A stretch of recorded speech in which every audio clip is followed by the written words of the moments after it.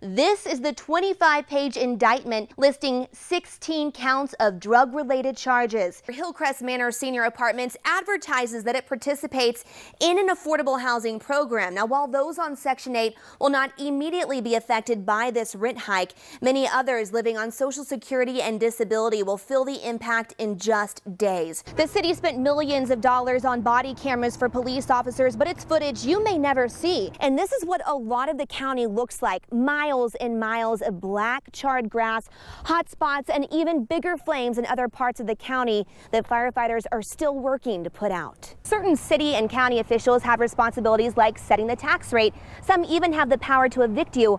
But what if I told you some of them aren't even paying their own property taxes? They just set up this caution tape. That is something they do every time there is an execution. And we have new information this afternoon on how Rosendo Rodriguez III has been spending his last few days. Last year, the Lubbock Animal Shelter received more than 9,300 animals and euthanized nearly 94% of them. Tonight, dozens of senior citizens in Lubbock are worried they will soon be without a home. Many residents at Hillcrest Manor Senior Apartments are on a fixed income and were shocked to hear their rent would skyrocket in the middle of a lease term. Investigative reporter Shaley Sanders joins us now with what she has learned. Karen and Abner, Hillcrest Manor Senior Apartments advertises that it participates in an affordable housing program. Now, while those on Section 8 will not immediately be affected by this rent hike, many others living on Social Security and disability will feel the impact in just days. Those residents on a fixed income tell us they can't afford to pay the rent, but they also can't afford the early termination fees, leaving them wondering what to do. Seniors, some in their 70s, 80s, and 90s, probably never dreamt they would spend an afternoon protesting at this stage of life. But that's exactly what they did. For the day, they kissed retirement goodbye and went to work, no matter how difficult it was to get there. Lift up your legs. There you go. Across the street from the place they call home, more than a dozen residents issued a peaceful protest and a prayer. All of us out here are older people. Linda Alexander, Where are we to go? What are we to do? has called Hillcrest Manor Senior Apartments home for 10 years. They're raising people's rents ridiculously. But her address may change after learning about a rent hike scheduled to go into effect on June 1st in the middle of her lease term. It makes me very sad. Alexander, like many others, is on a fixed income. I'm living on disability only. There's others out here that are living on social security only. We just can't do it. Patty Munoz says Hillcrest plans to increase her rent by more than $150 a month, and her contract is not up until October. So a lot of us are trying to find other places to go, but we can't really do anything until our lease here is up. The apartment gave residents a 30-day notice of the rent increase, but it requires a 60-day notice if residents plan to move out. If we move out before our lease is up, we have to pay a relenting fee, and it's 85% of our rent. Which means many of these residents can't afford to stay, but they also can't afford to leave. I don't know what the answer is. I just don't know what the answer is. The KCBD Investigates team went through the lease agreement for one tenant, and it states, no rent increases or lease changes are allowed before the initial lease term ends, except for those allowed by special provisions by a written addendum or amendment signed by you and us. David Putman's father and in-laws live here at Hillcrest.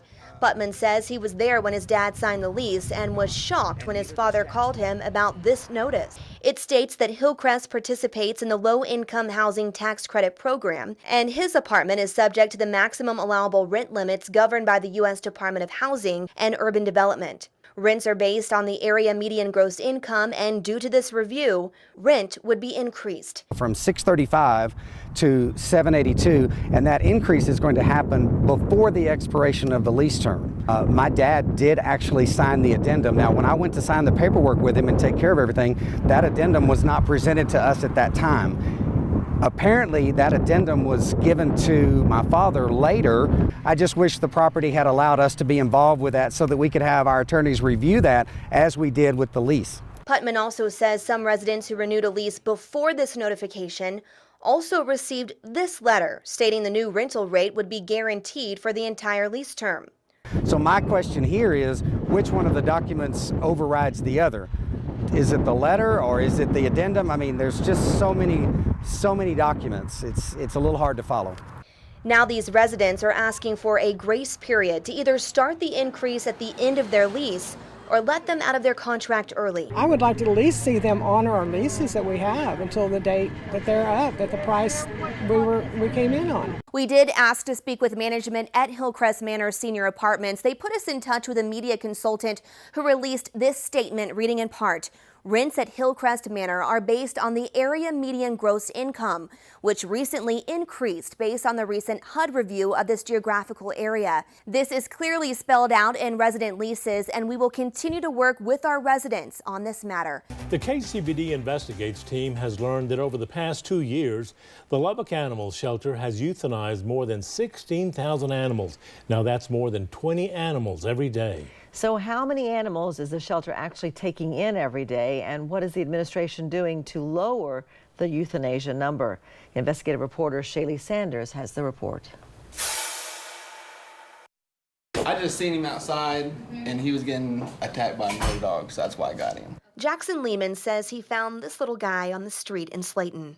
So you have no idea who the owners are? I have no idea. It's the first time I've ever seen him. With no identification, Lehman decided to take the puppy here to the Lubbock Animal Shelter. It's the first time Lehman's been here. Do you know that this is a kill shelter? I did not know that. Stray dogs like this one with no identification are kept for 3 business days. Animals with a collar or microchip are kept for 10. After that, staff determines if the animal is adoptable. If it's not, it's euthanized. Shannon Torres is an animal control officer who helps with intakes like this one. We processed the intake, basically putting the dog into the system. We did give the first round of shots. The puppy was covered in ticks, so I did go ahead and dip it for that. And then we put him in a secluded area to hopefully keep him healthy enough.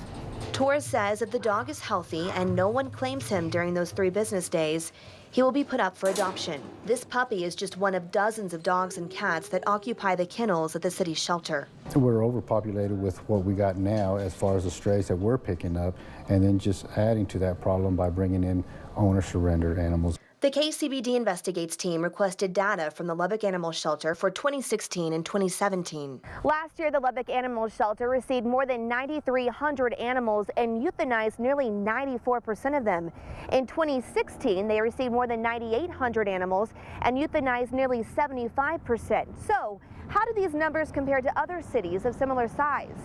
Last year, the shelter in Amarillo received about 12,400 animals, and they euthanized nearly 33% of them. Plano received 5,400 animals and euthanized 12%. Irving took in just more than 5,300 dogs and cats and euthanized 13% of them. Garland received more than 7,000 animals and euthanized 22%. While the majority of the animals the Lubbock shelter receives are strays, the second highest number comes from owner surrenders. My staff does not like the fact that I put this sign out here.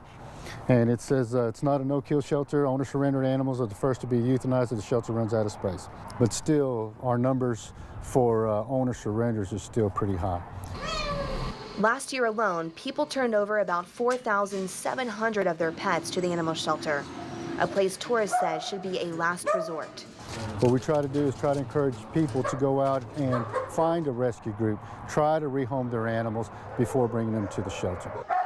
The shelter does work with rescue groups like Dusty Puddles Dachshund Rescue to give these strays a better chance of finding a forever home. I don't mind an injured one. If I can heal it and take it, it's going to get a home.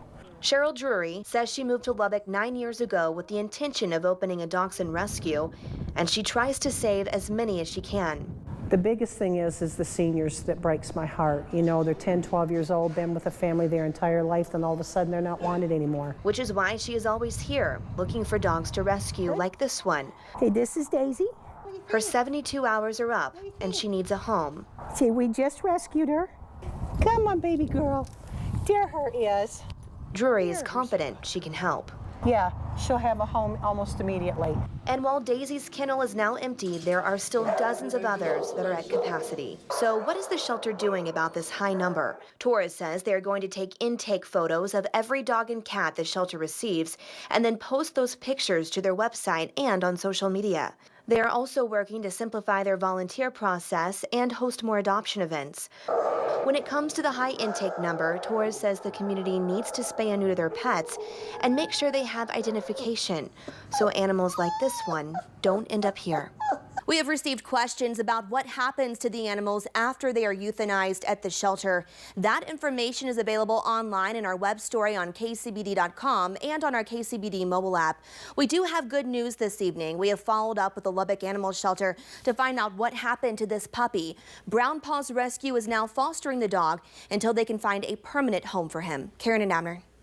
Thank you, Shaley.